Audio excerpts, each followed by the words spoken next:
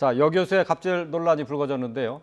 경북 구미에 있는 한 사립대학교에서 있었던 일입니다. 이 여교수가 학생들에게 단체 얼차려는 물론이고 성희롱 발언까지 해서 논란이 되고 있는데요. 먼저 학생들의 얘기부터 들어보고 오겠습니다. 학생들은 운동장 돌겠습니다. 근데 이제 열이나 이런 게 맞지 않으면 그 자리에서 앉았다 일어나기를 시켰고, 또 북학생 선배님들한테는 땅에 머리를 박으라는 행위를 시키고, 제 스카프를 어떻게 매는지 보여준다고 하셨는데, 이제 앞뒤 몸을 만지면서 뭐 너는 앞뒤가 똑같냐니, 뭐 속옷을 왜 이렇게 이런 색깔을 입었냐니 해가지고 교수님한테 직접 찾아가서 이건 아니라고 말씀드렸는데도 승무원이 되려면 어쩔 수 없다. 네, 항공서비스학과 학생들의 얘기입니다. 승무원이 되고자 하는 학생들의 지금 얘기를 좀 들어봤는데요. 자, 상당히 그 심각한 갑질 행동이 좀 드러났어요. 글쎄요, 제가 이제 알고 있기로는 아마 이분이 금년 3월달에 임용이 됐다 그래요. 예. 그런데 이 일이 발생된 것이 4월이라 그러니까 이제 실제로 교수가 되고 난 뒤에 한 달 만에 이 일이 발생이 됐다라고 하는데, 아마 이제 항공서비스학과라고 하는 그 학과의 특성상 교수가 아마 취업에 굉장히 영향력을 많이 발휘를 하고 있는 것 같습니다. 예. 그럼에도 불구하고 지금 나온 여러 가지 것들을 보게 되면은 뭐 학교 운동장에서 학생들을 구bol시키고 머리를 박게 하고, 이것도 이제 뭐 학생들을 단합시키려고 하는 그런 목적이었다 이렇게 얘기를 하고 있고요. 또 이제 뭐 미스 코리아 대회에다가 이제 학생들을 동원을 하거나, 또는 수업 시간에 아까 얘기 나왔던 뭐 성희롱 발언 이런 것들이 이제 지속적으로 있었다라고 하는데, 글쎄요, 지금 이제 특히 그 현장 실습을 그 빙자를 해가지고 예. 학점 그리고 임금을 주겠다라고 하면서 전남인 한 리조트에 학생 12명을 보냈는데요. 아. 거기에서는 그 전공과 전혀 무관한 그 객실 청소라든가 이런 메이드 업무를 시켰다라고 합니다.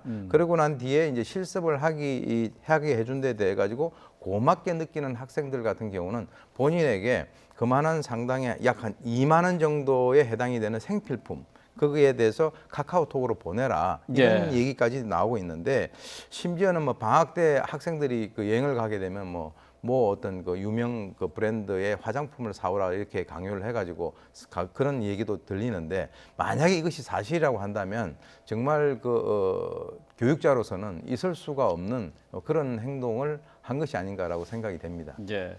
학생들에 대한 교수의 갑질이 가끔씩 이렇게 보도가 되는데요. 이 해당 교수는 지금 어떻게 해명을 하고 있나요? 그러니까 행사에 참여시켰던 것은 학생들에게 이제 좋은 기회를 부여하고자 했던 것이다. 경험을 주기 위한 것이고, 네. 금품을 요구한 적도 없고, 오히려 수백만 원어치 학생들을 위해서 밥이나 뭐 이런 것들을 샀다. 그리고 금품을 요구했다라는 주장과 관련해서는 오히려 학생회 소속 학생들이 뭐 어떤 그 내부적인 일로 개인적인 문제를 덮기 위해서 교수에게 이제 모함을 하고 있다, 억울하다, 사실을 왜곡하고 있다 이렇게 주장을 하고 있는 상황인데요.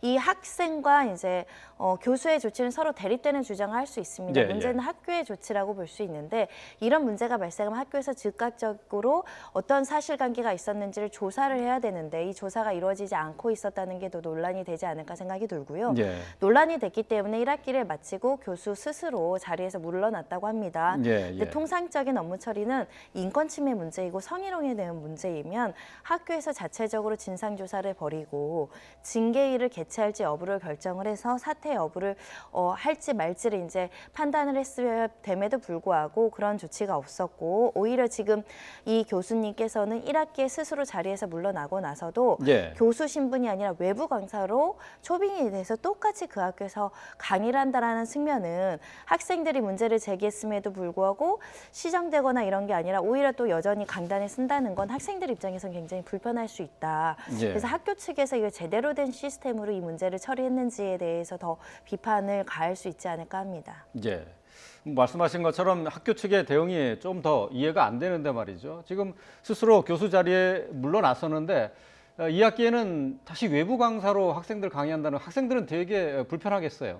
아마 이제 뭐 개인적으로 제가 볼 때는 이 학교 재단하고 상당히 가까운 사람 같이 보여요. 예. 왜 그러냐면 일단 저런 문제로 야기가 돼가지고 본인 스스로 그 교수에서 물러날 정도의 사안 같으면은 2학기 때는 당연히 그는 외부 강사로 초빙을 하는 것 자체가 상당히 좀 이례적인 것이죠.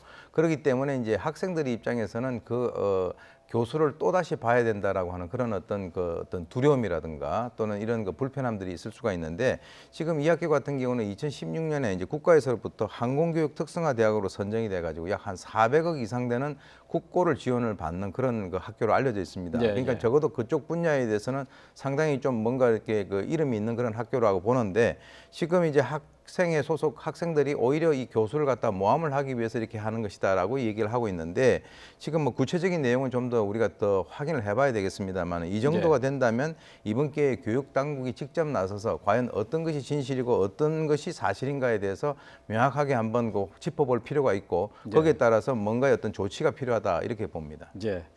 그렇습니다. 말씀하신 것처럼 교육 당국이 좀 자세하게 그 상황을 좀 파악할 필요가 있어 보입니다. 오늘 말씀 여기까지 듣겠습니다. 지금까지 오윤성 순천향대 경찰행정학과 교수, 손정예 변호사와 함께했습니다. 고맙습니다.